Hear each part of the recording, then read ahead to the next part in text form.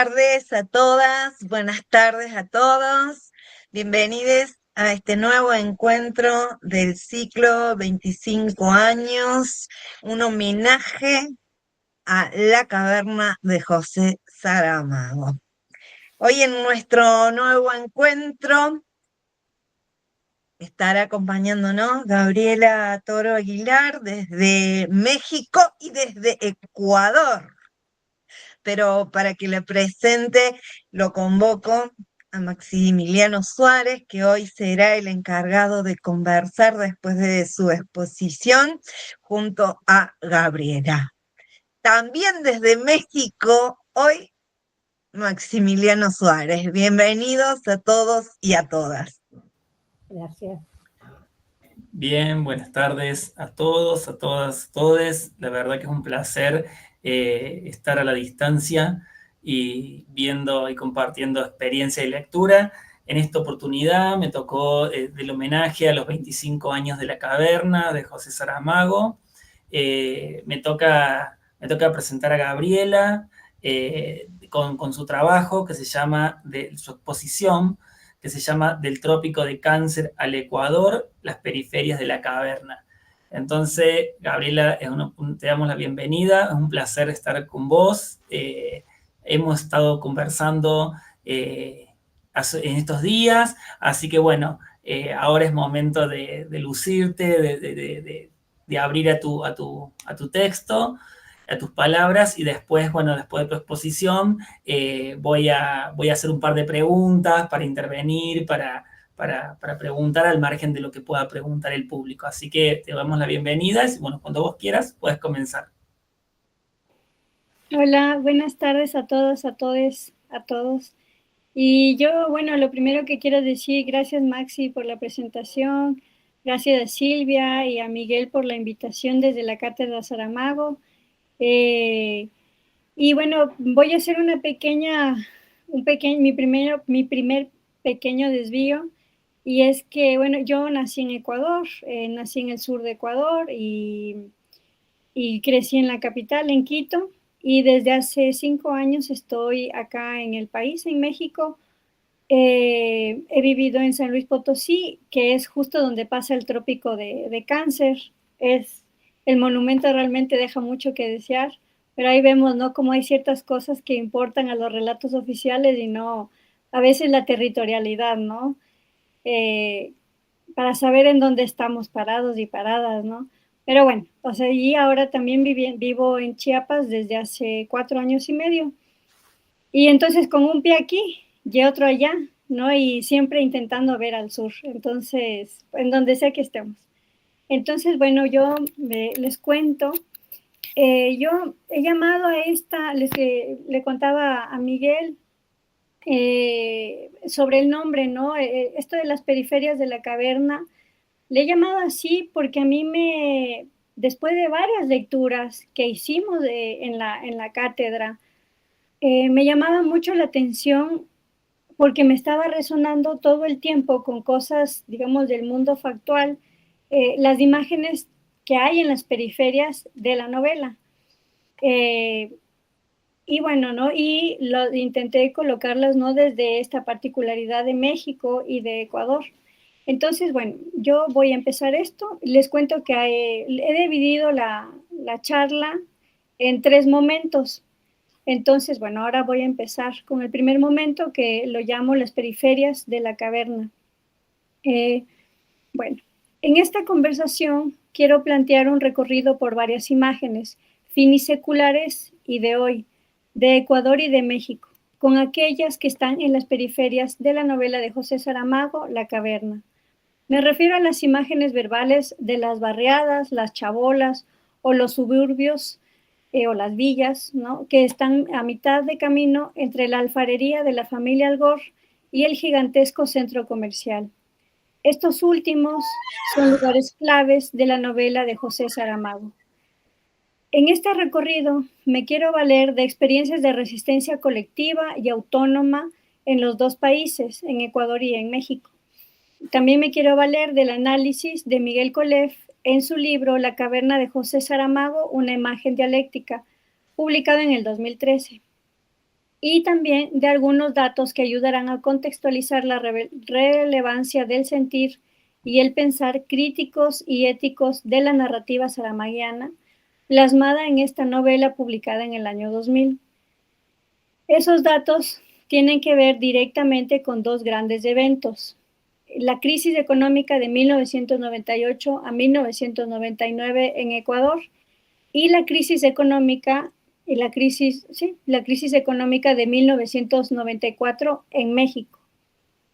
Yo me tomo el atrevimiento de desplazarme años antes del 2000 saramaguiano porque encuentro resonancias con las imágenes de la novela, que pasaré a mencionar estas imágenes, y sobre todo con la transformación de Cipriano Algor, su protagonista, y de los personajes.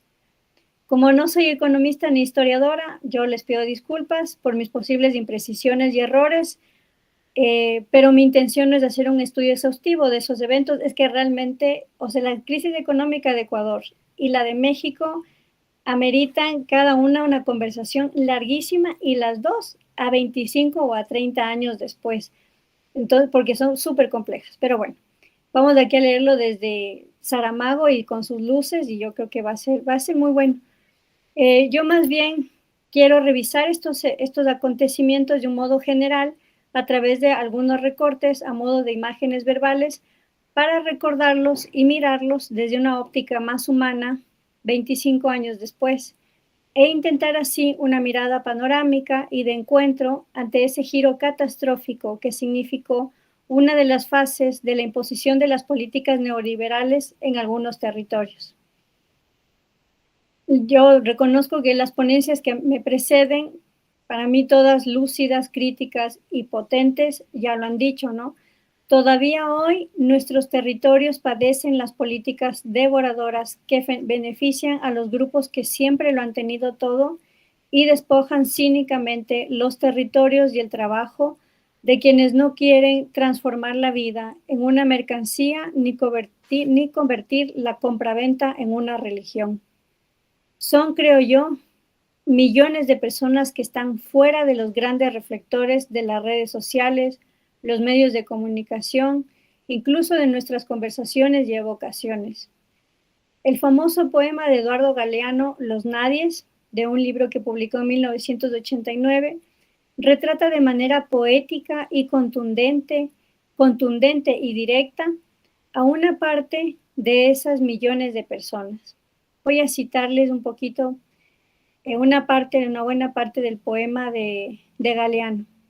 Dice: los ningunos, los ninguneados, corriendo la liebre, muriendo la vida, jodidos, rejodidos, que no son aunque sean, que no hablan idiomas sino dialectos, que no profesan religiones sino supersticiones, que no hacen arte sino artesanía, que no practican cultura sino folclor, que no son seres humanos sino recursos humanos, que no tienen cara sino brazos, que no tienen nombre sino número, que no figuran en la historia universal sino en la crónica roja de la prensa local, los nadies que cuestan menos que la bala que los mata.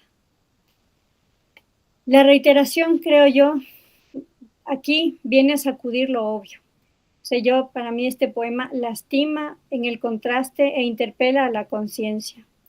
En esa insistencia, el poeta reconoce la humanidad y señala sin regodeos los lugares comunes que desconocen y expropian la participación activa de esas millones de personas, pues en ellas se sostiene gran parte del mundo. Saramago en su novela no solo los evoca, sino que señala el espacio al que son arrinconados. Nos devuelve con inquietud la mirada pasiva que día a día en las ciudades se les dirige a las grandes barriadas, a las chabolas o los suburbios marginales del mundo. Además, la novela coloca a las chabolas entre sitios no menos problemáticos, como el Cinturón Verde, o que también le llaman el Cinturón Agrícola, y lo que denominan la Tierra de Nadie. Así, en una salida familiar, después de dejar la aldea donde está la alfarería, a 30 kilómetros del centro, nos dice el narrador, Cipriano Algor, su hija Marta y su yerno Marcial Gacho Miran por las ventanas de la furgoneta que, abro cita, el cinturón verde no tardará en aparecer. Luego, el cinturón industrial. Luego, los barrios de chabolas. Luego, la tierra de nadie. Luego, los edificios en construcción de la periferia. Después, la ciudad, la gran avenida, el centro, finalmente. En ese capítulo, que es el capítulo 16, de donde tomo la cita, han salido para conocer el departamento que han asignado a Marcial en el centro, tras su ascenso como guardia residente. A esas alturas de la novela ya es habitual para personajes y lectores el paisaje gris y desolador de los kilómetros de, abro cita, grandes armazones de techo plano, rectangulares, hechos de plástico de un color neutro que el tiempo y las polvaredas, poco a poco, fueron desviando hacia el gris y el pardo. Cierro cita. Estos son invernaderos que resguardan las plantas sin sabor que crecen bajo esos techos. Luego nos va a decir el mismo Cipriano, lo del que no tienen sabor. Al paisaje de la producción agrícola en serie le sigue el paisaje de las bodegas, las centrales eléctricas, las fábricas, sus puentes, sus chimeneas, las máquinas que en una sinfonía metálica y química continúan imparables la producción. El narrador en el primer capítulo nos ha advertido que, abro cita, la región es fosca, sucia, no merece que la miremos dos veces. Cierro cita. Sin embargo, ahí está. Reclama ser vista, no desde el automatismo que genera el rechazo a ese paisaje nada idílico de las afueras de la ciudad y de la aldea. El reclamo viene de los habitantes de esa zona marginal que se transmite, en primera instancia, en el miedo de los conductores cuando pasan por ahí. Nos dice el narrador que, abro cita, lo que aquí se ve son aglomeraciones caóticas de chabolas hechas de cuantos materiales, en su mayoría precarios, pudiesen ayudar a defenderse de las intemperies, sobre todo de la lluvia y del frío, a sus mal abrigados moradores. Es, según el decir de los habitantes de la ciudad, un lugar inquietante. De vez en cuando, por estos parajes, en nombre del axioma clásico que reza que la necesidad también legisla, un camión cargado de alimentos es asaltado y vaciado en menos tiempo de lo que se tarda en contarlo. Cierro cita. De modo que las chabolas que nos presenta el narrador conforman no solo un lugar marginal, precario, sino que también parece haber un imaginario colectivo que nos indica que ahí no hay norma social. O sea, están cerca de la tierra de nadie y cerca de los otros lugares que también nadie quiere ver, pero de los que dependen definitivamente. Para rematar, el narrador nos describe una zona que llama la tierra de nadie. Ahí, abro cita. Entre las chabolas y los primeros edificios de la ciudad hay un ancho espacio libre de construcciones, pero, mirándolo con un poco más de atención, se observa no solo una red de huellas entrecruzadas de tractores, ciertas explanaciones que solo pueden haber sido causadas por grandes palas mecánicas. Esas implacables láminas curvas que, sin dolor ni piedad, se llevan todo por delante. La casa antigua, la raíz nueva, el muro que amparaba, el lugar de una sombra que nunca más volverá a estar. Cierro cita. A continuación, en la línea detallista del estilo de Saramago, que observa lo minúsculo y le da un sitio preponderante gracias a los contrastes, el narrador nos resalta. Abro cita. Sin embargo, tal como sucede en las vidas, cuando creíamos que nos habían quitado todo y de pronto descubrimos que nos queda algo, también aquí unos fragmentos dispersos, unos harapos emporcados, unos restos de materiales de desecho, unas latas oxidadas, unas tablas podridas, un plástico que el viento trae y lleva, nos muestran que este territorio había estado ocupado antes por los barrios de marginados. Cierro cita. Con esas descripciones, quienes leemos La Caverna, Sabemos que las chabolas o las barriadas están entre el cinturón industrial y ese gran terreno que no es baldío por completo, sino lo que el narrador llama la tierra de nadie y que en un susurro sugiere que fue de todos ellos o que todos ellos vivieron ahí. De modo que hay una idea que se hará contundente a lo largo de la novela y que al inicio se insinúa como un ruido gris y perturbador. Me refiero al modo en que se crea y acumula el capital. Con la expulsión, el despojo y la sobreexplotación de poblaciones enteras. Por eso me llaman la atención las periferias de la caverna, porque pese a los breves pasajes que les dedica Saramago, siempre de la mano de la mirada desasosegada e inconforme de su protagonista, el alfarero de 64 años, Cipriano Algor, hay un lugar inquietante para ellas y no son solo parte de una atmósfera. Porque bueno, cuando leemos, ¿no?, estos pasajes los leemos gracias, no solo porque el narrador nos las coloque ahí, sino porque pasa Cipriano por ellas para llegar al centro. Entonces, siempre esas imágenes se nos aparecen de la mano de Cipriano y también con Marcial o Marta. Bueno, en mi lectura, estos lugares periféricos y marginales no se limitan a ser indicios que apuntan cómo opera la máquina devoradora y mercantilista que es el centro. Por ahora, y para empezar a cerrar este primer momento de mirar a esos espacios de la novela, apuntaré hacia ese gigantesco centro comercial llamado el centro, valga la redundancia. Para Marcial Gacho, uno de los guardias, esta es, abro cita, una ciudad dentro de otra ciudad, cierro cita. ¿Dónde? Viene la otra cita. Se encuentran tiendas, personas que pasan, que compran, que conversan, que comen, que se distraen, que trabajan. Cierro cita. Su suegro, con esta descripción tan escueta pero directísima de Marcial, Cipriano le discrepa y le responde, abro cita, exactamente como en el pueblo atrasado donde vivimos. Cierro cita. Y me desvío unos segundos para señalar esto que acá salta, el progreso versus el atraso. Tan cerca de esa dicotomía colonial y bélica de civilización y barbarie, donde la civilización sería el centro y la barbarie la aldea del alfarero, donde vive el alfarero y su familia. Y bueno, regreso. En efecto, el centro ofrece de todo, tiendas de todo tipo, experiencias ambientales y turísticas a cualquier destino del mundo, sin tener que moverse de ahí y sin importar las estaciones. Tiene patios de comida, servicios de salud, además tiene departamentos. Es, en pocas palabras, un lugar que se muestra como un contenedor de todo lo necesario, entre comillas. Pero no se dice que es solo para el consumo y no para la convivencia. Ahí no va. Nosotros vamos a leer que no hay convivencia. Es una cosa que cumple todos los deseos y todas las promesas. Pero, como reza una frase popular por estos tiempos, no se nos dice a qué costo.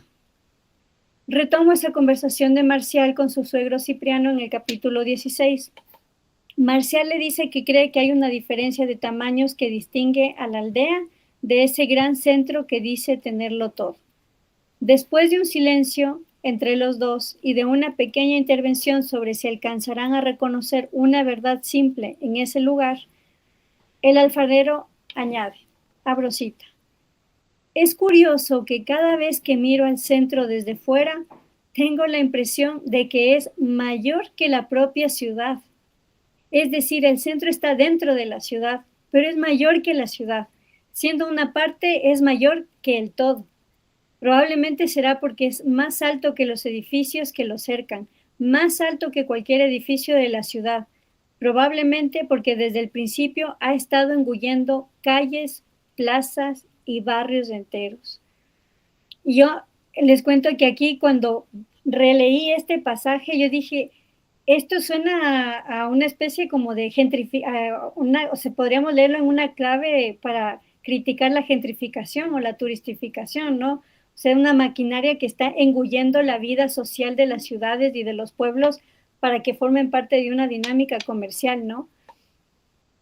Y bueno, en el capítulo 20, ya mudada la familia Algor Gacho al centro, nuestro protagonista descubre en el piso 05 a un grupo de personas atadas y en estado cadavérico, que tienen por toda vista una pared que proyecta sus sombras.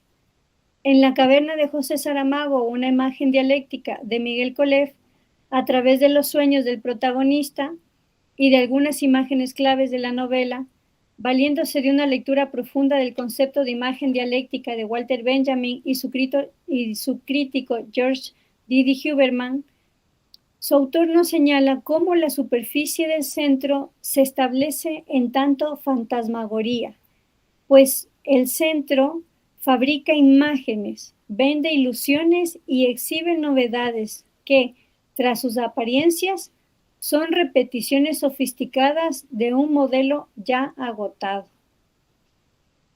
Afirmo lo último en consonancia con la propuesta de Colef de que, abro cita, el centro comercial de la novela está edificado sobre los escombros de un mito de la cultura occidental. Cierro cita. Esto es súper revelador, o sea, a mí me pareció una de las cosas, a mí me llegó muchísimo llegar a esta parte del libro de Miguel, porque en las entrañas del centro, esa caverna nos muestra que éste se erige sobre los restos de un hecho atroz. La vida como un pasar de imágenes que solo son sombras de las siluetas que proyectan cuerpos inertes y pasivos. Cuerpos que son contados, o sea, que valen en tanto espectadores, atados, y no importa si están atados de pies y manos y en estado de muerte. En ese centro, entonces, se levanta del hecho de horror, que es volver espectadores pasivos de la vida a seres que hubiesen podido hacer y andar el mundo. Tal como apunta Colef, el centro es, abro cita, la representación física, espacial y territorial del capitalismo en su forma transfigurada del siglo XXI.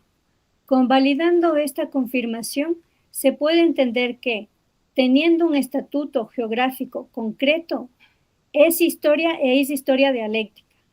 Es la caverna de la posmodernidad, el tiempo de la pantalla encendida, el cuento de hadas, no sé si pronuncio bien, Fairy, que es el concepto de fantasmagoría que nos explica el autor, Colef.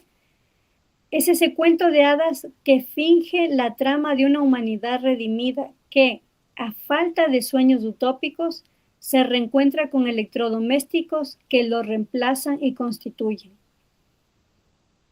Ahora, para cerrar este primer momento, regreso al asalto de los camiones que pasan cerca de las chabolas y que pasan en menos de lo que se los cuenta. Asunto que, pese a mencionarse, no es presenciado por el protagonista. O sea, nosotros cuando estamos leyendo La Caverna, el narrador nos dice, o sea, pasa esto o se dice que pasa. Pero Cipriano nunca atestigua uno de esos. O sea, aunque tiene todo el tiempo miedo y él y Marcial y nadie más sabemos que ningún otro personaje las ha visto. Eso yo creo que es algo muy interesante.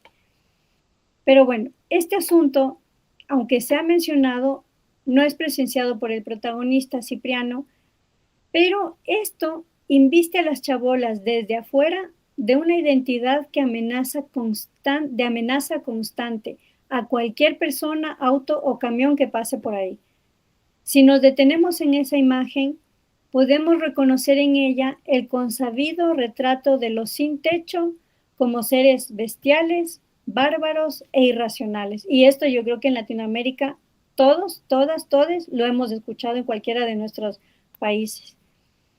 Saramago, con su narrador omnisciente de sutil voz irónica, apunta a un prejuicio nada inocente.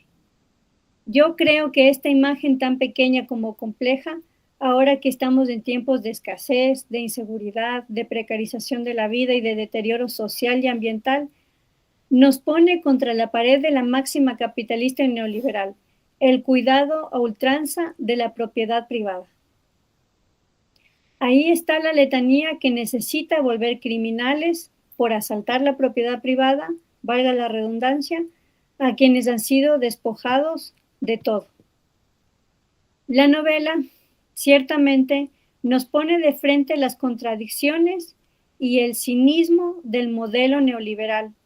El progreso predicado de modo irremediable se procesa desde las entrañas de la tierra, se escupe en el humo gris de las zonas industriales, se obtiene de las verduras y las frutas cuyo sabor se ha perdido en la garantía de su continuidad y en el abuso de los suelos, sin olvidar la sujeción a la que ese modelo quiere someter a las personas para fuerzas ser parte de él.